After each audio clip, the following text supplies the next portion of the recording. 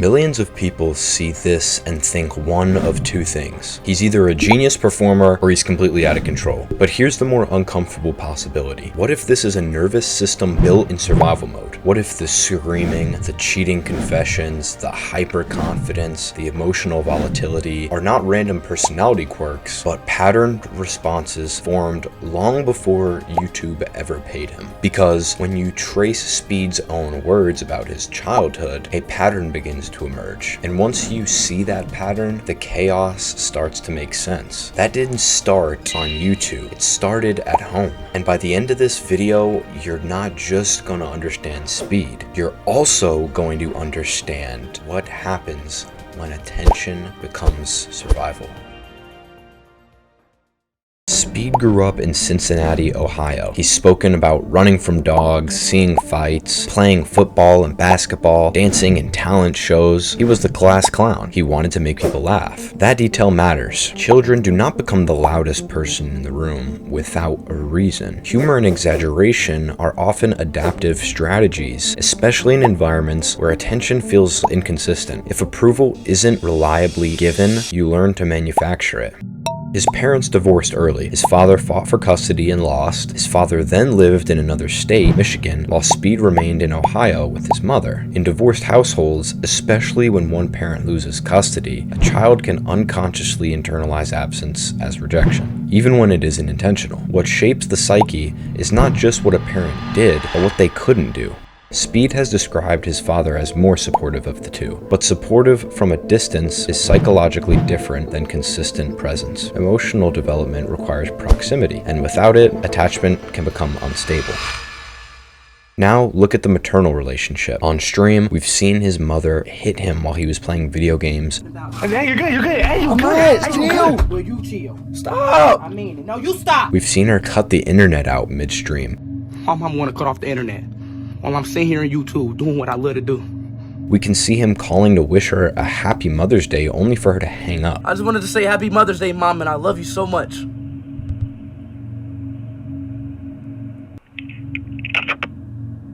He describes being kicked out at 14 because of streaming. Mom kicked me out of my house at 14. I was lonely. I was depressed. We see a moment with 600,000 live viewers and his mother telling him to shut up, dismissing the moment entirely.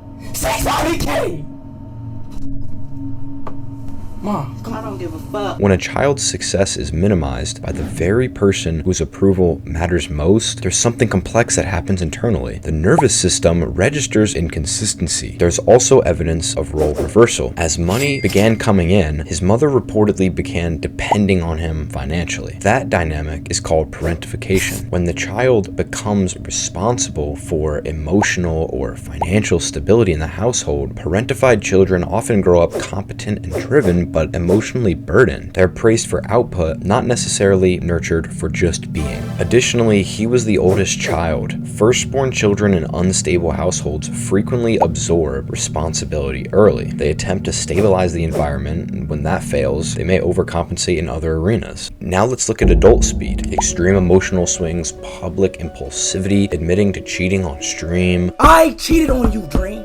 Constantly asking partners if they're cheating, testing loyalty, reacting intensely to perceived rejection. In one instance, he even admitted to cheating on his first mainstream girlfriend. I cheated. After she left him undelivered for 2 hours. 2 hours. That's more than just ego, that's a deep wound of perceived abandonment. In attachment theory, a framework developed by John Bowlby and exposed by Mary Ainsworth, early caregiver inconsistency can create what's known as anxious attachment. Individuals with anxious attachment styles tend to fear abandonment, hyperanalyze relational signals, and sometimes test partners to see if they will stay. Speed's background and behavior seem to reflect this. On stream, he has said to somebody he's dating, "If you really liked me, you'd let me explain myself." That statement is not simply manipulative in a calculated way. It's pretty revealing. It suggests a belief that love must be proven. He has also been repeatedly seen asking different girlfriends if they're cheating.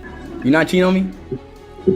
No one's cheating on you. Even while admitting to cheating himself in the past. This is consistent with projection, which is a defense mechanism described in psychodynamic theory. Projection occurs when an individual attributes to others what they unconsciously fear or struggle with themselves. There is also self-sabotage. Interestingly, multiple girls he streamed with expressed the same confusion, that they couldn't tell whether he genuinely liked them or not. But now it's like it got really confusing. Like, does he like me? Does he not like me?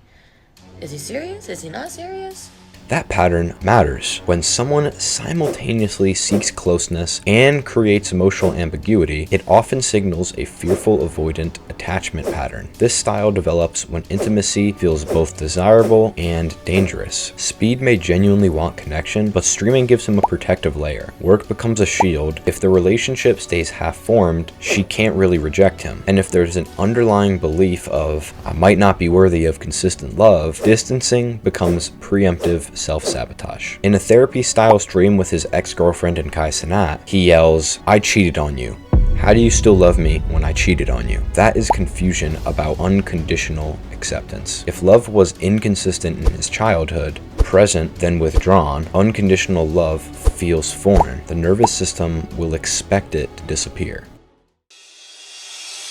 Several psychological mechanisms appear relevant. First, anxious attachment. Inconsistent caregiving, emotional dismissal, and threats of abandonment, like being kicked out at 14, can sensitize a child to rejection cues. As adults, individuals may react disproportionately to a minor relational distance, such as being left undelivered for 2 hours, becomes symbolic of a deeper abandonment. Second, parentification. When a mother begins depending on her son financially, I need change.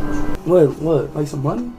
roles blur. The child becomes the provider. This often produces early maturity in performance domains, ambition, self-belief, drive, but can stunt emotional security. The love becomes transactional. Third, performative identity formation. Speed became the class clown early. Humor, exaggeration, and high energy can function as adaptive shields. If you control the room's laughter, you control the attention. On YouTube, that trait becomes monetizable. The louder he is, the more engagement he receives. The algorithm reinforces intensity, and over time, intensity becomes identity. Fourth, dopamine conditioning. Streaming platforms reward high arousal states. Rage bait clips go viral, extreme reactions get shared, and the brain associates emotional spikes with validation. Neurochemically, that's reinforcement learning. The behavior strengthens because it works. Streaming provides emotional feedback. Views, chat reactions, viral clips. Relationships, however, do not. Emotional intimacy is slower, uncertain, and requires deep vulnerability. If someone has early experiences of unstable attachment, the brain may gravitate towards arenas where validation is guaranteed. Streaming delivers dopamine on demand. Intimacy requires high emotional risk. Over time, the nervous system can prefer the controllable high over the unpredictable depth of connection. And fifth, compensatory grandiosity. Speed displays extraordinary self-belief, claiming that he can compete with elite athletes, speaking with absolute conviction. That confidence likely has roots in sports, but in psychology, grandiosity can also compensate for early instability. If you felt powerless relationally, dominance in other areas becomes psychologically stabilizing.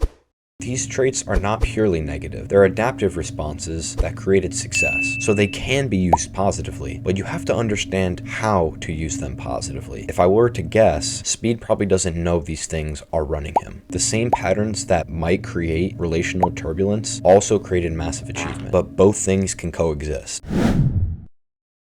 When Speed eventually moved to Detroit with his father and no one texted or called, he described feeling lonely and depressed. That experience reinforces abandonment schemas. Schemas are cognitive frameworks formed early in life that filter later experiences. The core belief is people leave, neutral events can confirm that. So when a girlfriend left him undelivered, it confirmed something older. When his mother dismissed his 600,000 subscriber milestone, it reinforced the idea that achievement did not guarantee approval. When he was kicked out for streaming, it fused passion with threat. The thing I love most may cost me connection. Now consider how intensely he celebrates, travels, global recognition, meeting idols like Ronaldo.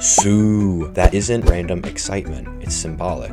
It is external validation on a scale too large to dismiss. If one caregiver's validation was inconsistent, millions of strangers become the substitute. With all that being said, I think it's clear to say Speed is not just chaotic energy packaged for entertainment. He appears to be a young man whose nervous system learned early that attention must be earned, love must be tested, and rejection can arrive suddenly. He turned class clown survival tactics into a global brand. He turned instability into charisma, and he turned self-belief into an armor. And the internet rewarded him for it. The deeper question about IShowSpeed is whether the character became the safest version of himself. Because when performance protects you and also pays you, stepping out of it becomes psychologically risky. And that is where his story actually gets interesting. If you're looking for me to psychoanalyze you like this, watch this free video next.